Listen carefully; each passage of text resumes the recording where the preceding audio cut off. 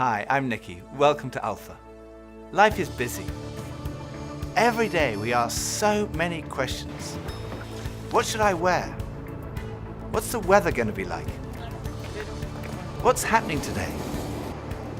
How am I going to fit everything in? But then there are those bigger questions. Like, why am I here?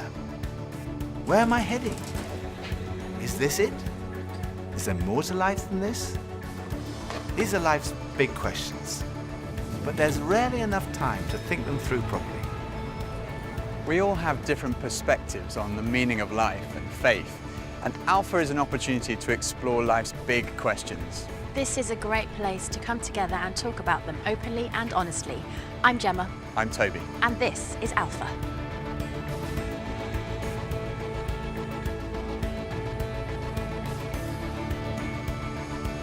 I go on Google. I definitely Google. I go on Wikipedia. Internet. I scroll through all the different answers and then I try and combine it and then make my own kind of like cornerstone. Or smart friends. I don't ask big life questions. It's too hard to answer. Google or my grandmother. I meditate or I read. When I have a big life questions, I probably go to my family. I haven't really had any mess of what to say. To my mom or my dad, basically. My mom or my dad, maybe my gran. I get most of my answers from the library in any section there because I don't really trust the people that I'm around. The key is always to yourself. You got to figure some things out for yourself. If I'm confused, I go to him first. And he confuses me more. But when it's something more personal, I try to find it within myself first. Friends of mine told me that the first night they came to Alpha, they sat in their car for half an hour waiting and watching people going in. And eventually when they'd seen enough normal looking people going in, they thought they'd give it a try. And one thing that might be going through your mind is, am I going to be the only one there who doesn't believe all this stuff, who's not a Christian, that doesn't go to church? Well, if that's you, then you're in the right place. Alpha is designed for people who wouldn't call themselves Christians or who are not regular churchgoers. It might feel a bit strange to be discussing life and faith with people that you've never met before, but the best thing about Alpha is often the great friendships that are formed over the weeks. For much of my life, I was not remotely interested in Christianity. In fact, I don't think I'd ever come to something like Alpha. I was not brought up as a Christian. My father was a secular Jew. He was an agnostic, and my mother didn't go to church, and I had no interest at all in Christianity. First of all, I just thought it was so boring. Everything to me about church, Christianity, religion was just dull and dreary. And it kind of made me feel a little bit guilty. I didn't know why, but I just didn't want to have anything to do with it. And I also thought it was untrue. I thought I'd sort of thought it through, and I'd come up with these intellectual objections, and I called myself, very pretentiously, I called myself a logical determinist. And I quite enjoyed arguing with people who called themselves Christians. And at university, I had a bit of a reputation for being an argumentative atheist. And I also thought it was irrelevant to my life. I couldn't see how someone who'd lived 2,000 years ago, 2,000 miles away, could have any relevance to my life today. It just seemed outdated and irrelevant. But at the same time, looking back now, I would say something was missing. I say that because I don't think I was living in the moment. I was always looking forward to the next thing in life. So when I was at school, I was thinking, when I finish my exams, maybe that will be when I'm going to really start to enjoy life. I finished my exams, and then after about 3 weeks, I started to think there's got to be more to life than this. And I thought, well, maybe when I've left school, that will be what life's all about. And then I left school, and after about 3 weeks, I started to think, there's got to be more to life than this. I thought, well, maybe the answer is to get a girlfriend. And somehow, I don't know how I managed it, but I managed to find a girlfriend. Again, after about 3 weeks, I started to think, there's got to be more to life than this. And basically, there was something missing. I was longing for more. The actor Jim Carrey once said, "I wish everyone could get rich and famous and have everything they've ever dreamed of, so they would know that's not the answer." Some people dream of having their name in lights, of fame and fortune. Some people dream of finding happiness through relationships, careers, money, whatever it may be. But do you ever get that niggly feeling that as good as those things are, there must be more to life. Yeah, all too often life just doesn't turn out the way we think it should. And even when it does and we achieve our wildest dreams, it's somehow never quite enough. It just doesn't satisfy. It's like there's something missing. The comedian and actor Russell Brand said, "Drugs and alcohol are not my problem. Reality is my problem. Drugs and alcohol are my solution to fill up a hole inside me." And Jesus said, "I am the bread of life." In other words, I'm the one who fulfills the longing that's deep inside every human heart. Jesus claimed to be the one person who can satisfy that spiritual hunger. Freddie Mercury, the lead singer of the rock group Queen, had amassed a huge fortune and attracted millions of fans. But he admitted in an interview shortly before his death that he was desperately lonely. He said this, "You can have everything in the world and still be the loneliest man, and that's the most bitter type of loneliness. Success has brought me world idolization and millions of pounds, but it's prevented me from having the one thing we all need, a loving, ongoing relationship." Jesus said, "I am the way, the truth, and the life." Ultimately, there's only one relationship that is totally loving and goes on forever, and that's a relationship with God. And Jesus said, "I am the way to that relationship."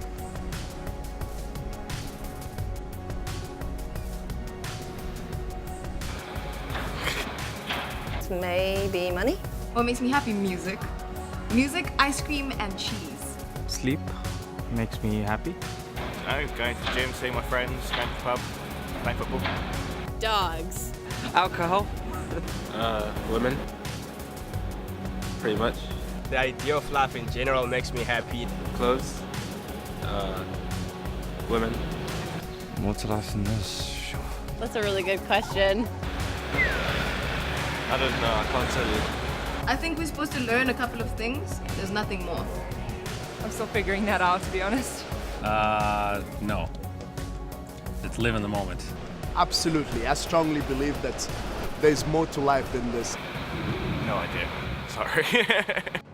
When I was about 17, I was sitting having a burger with two friends, and we were looking out the window and commenting on a few of the stores across the street, and I suddenly realized that I couldn't read any of the signs, even if I squinted. So I asked if I could borrow one of my friend's pair of glasses, and as soon as I put them on, I realized I could see everything, like colors, shapes, words. I was amazed at how everything was so clear. And I could see before, but now I could really see. And to me, that's the best way to describe the difference that Jesus makes. Jesus is the lens through which we see God. And he's also the lens by which we see the world in a totally different way. Jesus said, "I am the truth." Some people's response to a Christian might be, well, it's great for you, you found meaning and purpose in your life, but it's not for me. But when you think about it, that's not actually a logical position, because if Christianity is true, it's of vital importance to every one of us. And if it's not true, it's not great for us, because it means we're deluded. C.S. Lewis was one of the great intellectual giants of the 20th century, probably best known as the author of the Chronicles of Narnia. He said this, "Christianity, if false, is of no importance, and if true, of infinite importance. The only thing it cannot be is moderately important." I come from a family of lawyers, so naturally I wanted to look at the original documents and sources. I never really looked at the evidence before, and I was astonished at how much evidence there is for the life, death, and resurrection of Jesus. For me, it was through reading these documents that we find in the New Testament that I came to the conclusion, it's true. One of the last cases I did as a lawyer was in the Court of Appeal in front of Lord Denning, an absolutely brilliant mind, perhaps the greatest judge of the 20th century. He said on one occasion that his Bible was his most tattered book in his library. He'd examined the evidence really carefully, and he came to the conclusion, it's true. One former professor of history at Oxford University described the resurrection as the best attested fact in history. I hadn't realized how many of the pioneers of modern science were believers. Descartes, Newton, Kepler, Galileo, Locke, Copernicus, Faraday, Kelvin, Pasteur. Francis Collins, one of the greatest scientists of our time, was director of the Human Genome Project, mapping the 3 billion letters in the human DNA, considered by many to be the most significant scientific undertaking of our time. He describes how he encountered Jesus and came to believe in the truth of Christianity. Well, in the home where I grew up, faith was not something that was talked about very much. My father was a professor of drama, my mother a playwright. When I went to college and those discussions in the dorm late at night about religion began to occur, I had no particular reason to attach value to a faith system. It had never been something I was familiar with or had internalized at all. And I assumed that any religious feelings that anyone held must be on the basis of some emotional experience, and I didn't trust those, or on the basis of some childhood indoctrination, which I felt I was fortunate to have missed. I loved the experience of learning about the human body and all of the components of that, and I particularly loved being introduced to genetics. But then I ended up in the medical school curriculum sitting at the bedside of patients with diseases. This was no longer an abstract study of molecules and organ systems. These were real people. And one afternoon, one of my patients, a wonderful elderly woman, much like a grandmother, who had very bad heart disease. She had a particularly bad episode of chest pain while I was with her.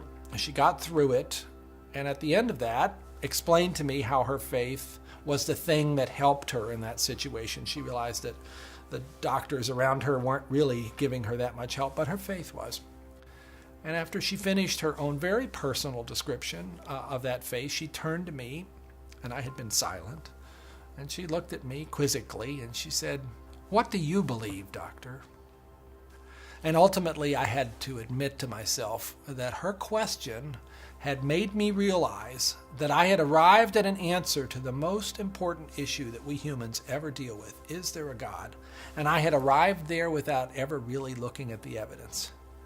And I was supposed to be a scientist. If there's one thing scientists claim they do is to arrive at conclusions based upon evidence. And I hadn't taken the trouble to do that. I was greatly assisted by a pastor who lived down the road, who I went and asked about all this, and who gave me a copy of C.S. Lewis's wonderful book, Mere Christianity. Because here was an Oxford scholar, a prodigiously developed intellect, who had traveled the same path. Within those pages, I realized for the first time that one can come to belief on a rational basis, and that in fact, given the many pointers that one sees around oneself in terms of the universe and it having a beginning, and its fine-tuning in terms of the way in which all those constants that determine the behavior of matter and energy seem to have been set just in a certain very precise range to make life possible.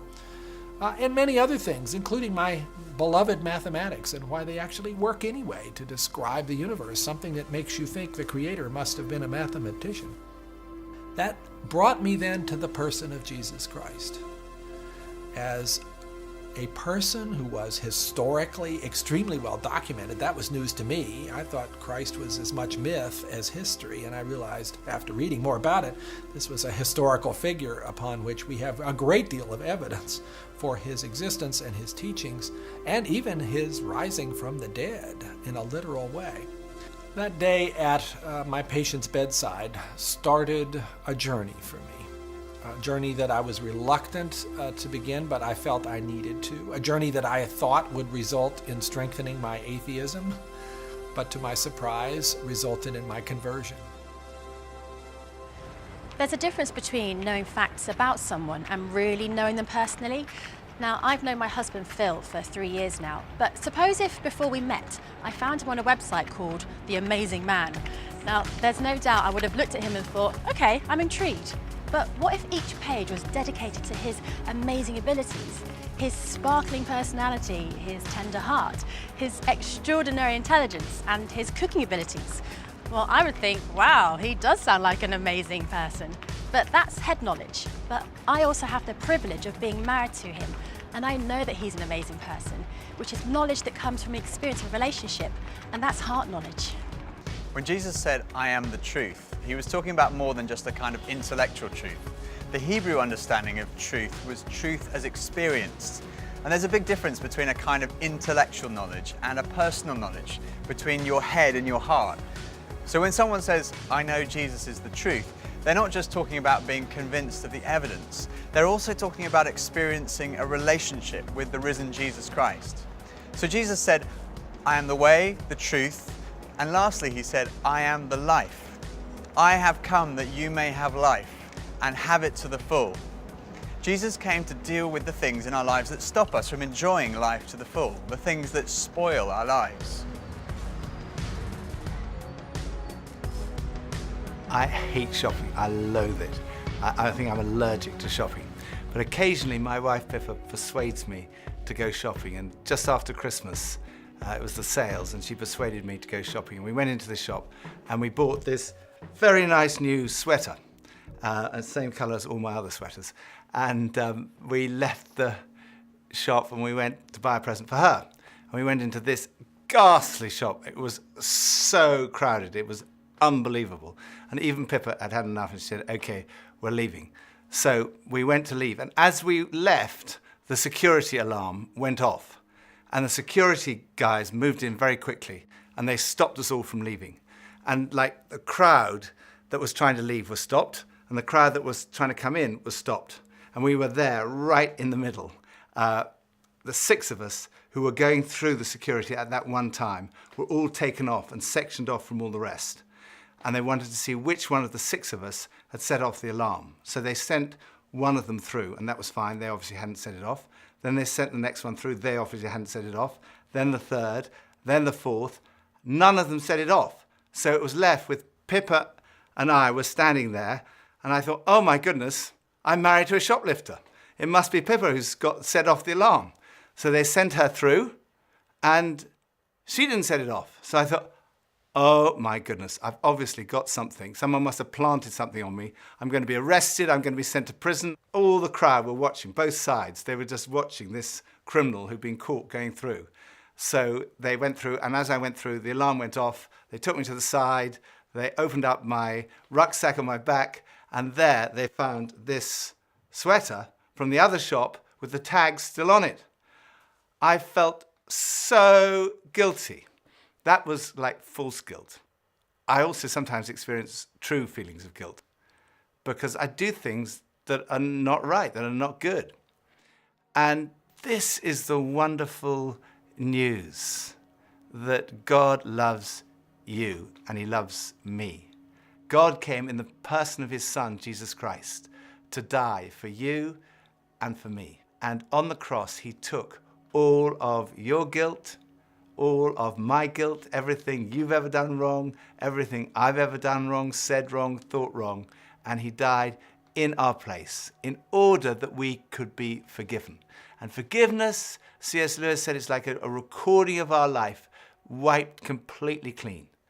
And when we receive that forgiveness, we find life, and life in all its fullness. And that's what Jesus wants for you and for me. Life in all its fullness. Life at its very, very best. I think for so many years, I always just strived to be strong in myself. And it was as if that all I needed was me and my buddies and, we'd be like invincible. But the truth is, none of us are. And I don't want to do this thing called life. I don't want to do it on my own. And it kind of feels like my longing for this light inside is now stronger than my fear of what others might think. And people often ask, well, doesn't that make faith like a crutch? And, well, maybe, but, what does a crutch do? A crutch helps you stand, and it makes you stronger. And in that case, sure, I need a bit of that. But especially when it's so much more than that. When this faith inside is also like a backbone, helping me stand tall and helping me be strong when I'm really up against it, facing those odds, whether it's on a mountain or stuck in some jungle or just dealing with the storms, with the storms of life. Sure, I need it. I need that. But at heart, my Christian faith says that I'm known to Christ, bought at a price, blessed with light. Faith says that we're loved, regardless of our mess, regardless of how many times we fall down, and that Jesus somehow picks me up. And sure, I'll reach out to that. Why wouldn't I? I used to think Christianity was boring, untrue, and irrelevant. But when I read about Jesus, I realized he was anything but. Jesus said he's the way to God. He's the one who brings meaning and purpose to your life. He said he's the truth. He said he's the life, that true fulfillment is found in a relationship with God through him. Alpha is a place where you can be yourself. You can say what you think and challenge everything. No question is too complex or too simple. And what your point of view is as important as anyone else's. And over the weeks ahead, we are going on a journey together, an adventure to explore the questions of life, faith, and meaning. Think of it this way. If you live to be 70, you're going to spend 20 years and 3 months asleep, 10 years and 5 months watching TV, 5 years and 9 months in some form of transportation, 7 years and 6 months eating and drinking. You have approximately 570,000 hours left to live. So why not spend less than 24 of them asking life's biggest questions? Welcome to Alpha.